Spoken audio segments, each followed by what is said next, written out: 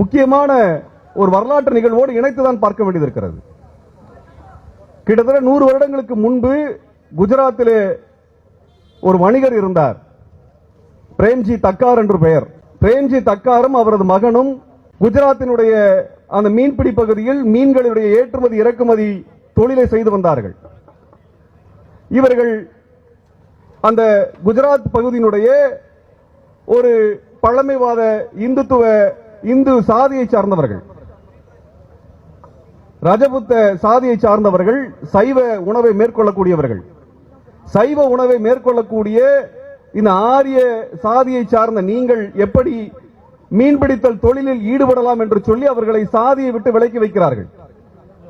அந்த குடும்பம் சாதியை விட்டு விலக்கி வைக்கப்பட்ட பிறகு தங்களது பொருளாதாரத்தையும் தொழிலையும் முன்னேற்றிக் கொள்ள வேண்டும் என்பதற்காக கராச்சிக்கு குடிபெயர்கிறார்கள்.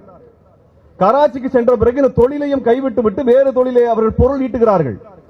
பொருளை ஈட்டிய பிறகு திரும்பவும் அவர்கள் சொந்த ஊருக்கு திரும்பி வந்து தங்களை இந்த சாதியில் மீண்டும் இணைத்துக் கொள்ள வேண்டும் என்று அவர்கள் கேட்ட பொழுது அந்த சாதியை சார்ந்தவர்கள் இந்துத்துவவாதிகள் அவர்களை தங்கள் சாதிகளில் இணைக்க மறுக்கிறார்கள். இதனால் கோபம் கொண்ட அந்த பிரேம்ஜி தக்கார் தனது குடும்பத்தை இஸ்லாமிய மதத்திற்கு மாற்றுகிறார்.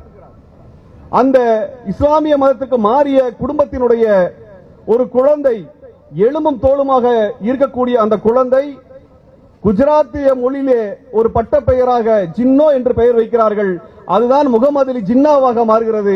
அந்த குடும்பம் இந்துத்துவ குடும்பத்திலே, சாதி சனாதன குடும்பத்திலே இருந்த ஒரு குடும்பம் இவர்களுடைய சாதி வெறியின் காரணமாக இஸ்லாமிய மதத்திற்கு மாறுகிறார்கள் என்பதுதான் வரலாறு. இந்த சாதி வெறியை இந்த கும்பல் செய்யாமல் இருந்திருக்கும் என்றால் பாகிஸ்தான் என்கிற நாடே பிறந்திருக்காது. பாகிஸ்தான் என்கிற நாட்டிற்கு தேவை ஏற்பட்டிருக்காது.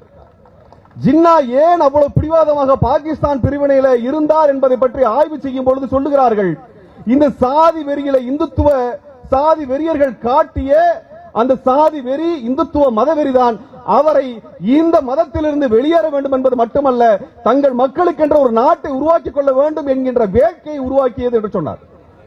இப்படியாக இந்த மதத்திலே இருக்கக்கூடிய சாதிய அந்த ஒடுக்குமுறைக்காக அதிலிருந்து வெளியேறியவர்கள் தான் இங்கே இஸ்லாமியர்கள் இருக்கிறார்கள் ஒழிய இவர்கள் அரபு நாட்டிலிருந்து இறக்குமதி செய்யப்பட்டவர்கள் அல்ல. உண்மையிலே இறக்குமதி செய்யப்பட்டவர்கள் இந்த சட்டத்தை உயர்த்தி பிடித்துக் கொண்டிருக்கக்கூடிய உயர் சாதி பார்ப்பனிய பனியா கும்பல் தான்.